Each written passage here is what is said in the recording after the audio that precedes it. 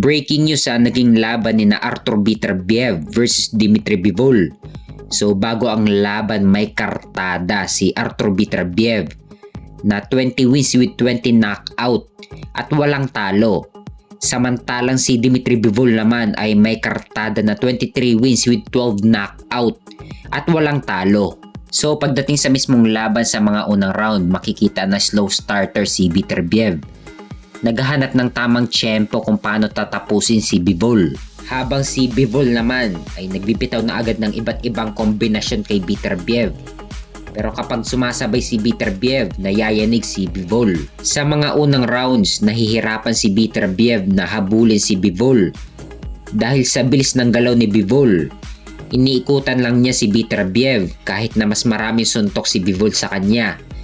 Si Beterbiev pa rin ang sumusugod at humahabol kay Bivol. Makikita na sa dami ng mga suntok ni Bivol kay Beterbiev, wala gaanong impact kay Beterbiev.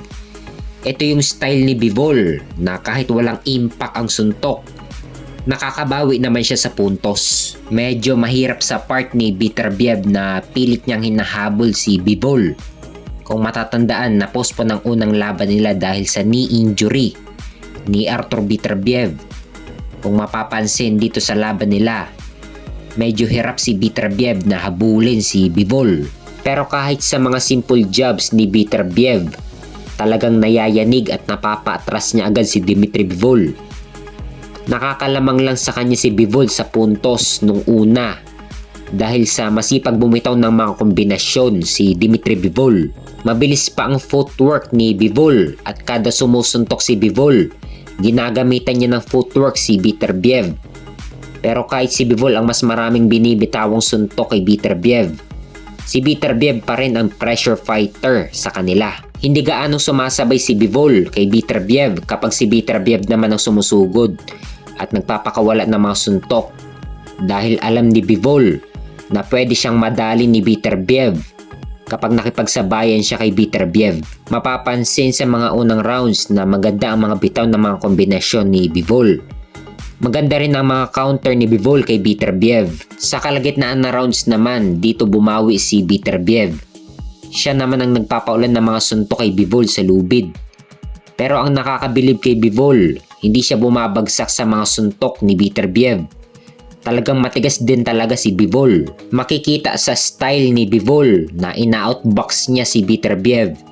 Suntok sabay atras at iniikutan niya si Beterbiev. Paraan din to ni Bivol para mapagod si Beterbiev sa kakahabol sa kanya. Dito sa round 7, dito naging agresibo si Beterbiev. Pinaulanan ng mga suntok si Bivol sa lubid. Sa mga sumunod na rounds naman, mapapansin na medyo nauubusan na rin ng gasolina si Beterbiev. Bagay na hindi pinalampas ni Bivol. Dito niya ulit pinaulanan ng suntok si Beterbiev. At nitong mga huling rounds, dito na bumawi si Beterbiev. Sinugod ng sinugod at pinaulanan ng mga suntok si Bivol.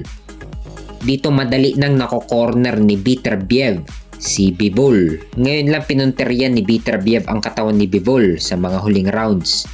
Hindi na rin makaporma si Bivol kay Beterbiev dahil sa lakas ng impact ng mga suntok ni Beterbiev. Pero bibilib ka talaga sa tibay ni Bivol, hindi pa rin bumabagsak sa laban. Kung ibang kalaban yan, lupay-pay na ang inabot. Sa last 3 rounds talaga bumawi si Artur Beterbiev. Talagang dinominante niya talaga si Dmitry Bivol. Talagang walang sagot si Bivol sa mga volume punches na patama ni Artur Beterbiev. Hanggang sa umabot na sa decision ang laban, panalo si Artur Beterbiev via majority decision. Sa score na 114-114 tabla, 115-113 at 116-112. Si Artur Beterbiev na ngayon ang bagong undisputed WBC, IBF, WBO and WBA light heavyweight champion. Kasama ang The Ring Magazine belt. Si Artur Beterbiev ang kauna-unahang naging undisputed champion sa light heavyweight ngayong 4 belt era. At may bagong kartada si Artur Beterbiev na 21 wins with 20 knockout at walang talo. Sa buong boxing career ni Beterbiev, ngayon lang umabot sa decision ang naging laban niya. Samantalang si Dmitry Bivol naman ay bumagsak ang kartada at nalasap ni Bivol ang kauna-unahang talo nito sa kanyang professional boxing career na 23 wins with 12 knockout at may isang talo. At pagdating sa post-fight interview, sinabi ni Beterbiev na hindi daw gaanong naging maganda ang pakiramdam niya. Pero sinabi naman ni Beterbiev na I'll be better one day. Tinanong naman about sa rematch, pahayag ni Beterbiev na kung gusto daw ni Turki Al-Sheikh na ikasa ang rematch, wala daw problema kay Beterbiev. Sabi naman ni Bivol sa kanyang post-fight interview na no excuses. I am a warrior. At kinongratulate pa si Artur Beterbiev sa kanyang pagkapanalo at ang kanyang team. He deserves it, sabi ni Bivol. At tinanong din si Bivol about sa rematch, wala din daw problema kay Bivol. Ang goal lang daw ni Bivol ay ang maging undisputed champion.